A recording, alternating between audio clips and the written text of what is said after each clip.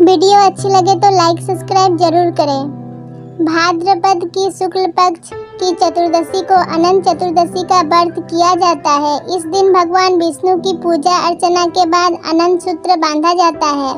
इस व्रत से जुड़ी एक लोक कथा है। पौराणिक ग्रंथों के अनुसार प्राचीन समय में सुमंत नाम के एक ऋषि हुआ करते थे।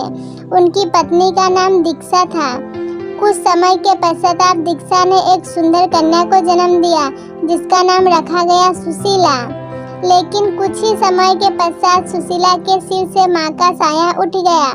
अब ऋषि को अपनी बच्ची के लालन पालन की चिंता होने लगी तो उन्होंने दूसरा विवाह करने का निर्णय लिया। उनकी दूसरी पत्नी और सुशीला की सौतेली मां का नाम कर्कशा था। वह अपने नाम के तरह ही स्वभाव से भी कर्कशा ही थी। जैसे तैसे प्रभु की कृपा से सुशीला बड़ी होने लगी और वह दिन भी आया जब ऋषि सुमंत को उनके विवाह का चिंता सताने लगी। काफी प्रयासों के पश्चात कौंडिल्य ऋषि से सुशीला का विवाह संपन्न हुआ, लेकिन यहाँ भी सुशीला को दैत्यता का सामना करना पड़ा। उन्हें जंगलों में भटकना पड़ा। एक दिन उन्होंने देखा कि कुछ लोग अनंत भगवान की पूजा कर रहे थे और हाथों में अनंत रक्षा सूत्र बांध रहे थे। सुशीला ने उनसे अनंत भगवान के व्रत के महत्व को जानकर पूजा और विधि विधान पूछा और उसका पालन करते हुए अनंत रक्षा सूत्र अपनी कलाई पर बांध लिया। देखते देखते ही उनके दिन फिरने लगे।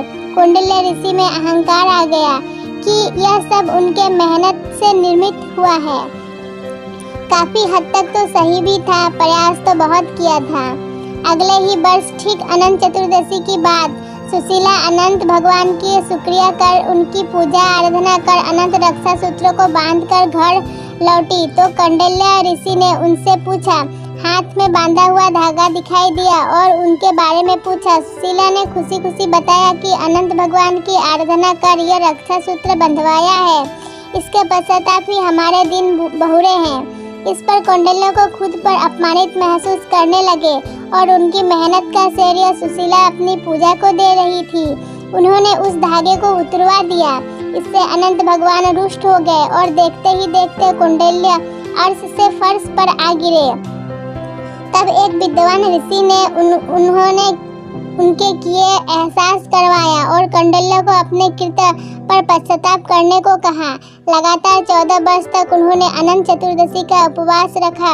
उसके पश्चाताप भगवान श्री हरि प्रसन्न हुए और कौंडिल्य और सुशीला फिर से सुखपूर्वक रहने लगे। कथा पढ़ने में कोई भूल हुई तो क्षमा करें। कथा कैसी लगी कमेंट में जरूर बताएं।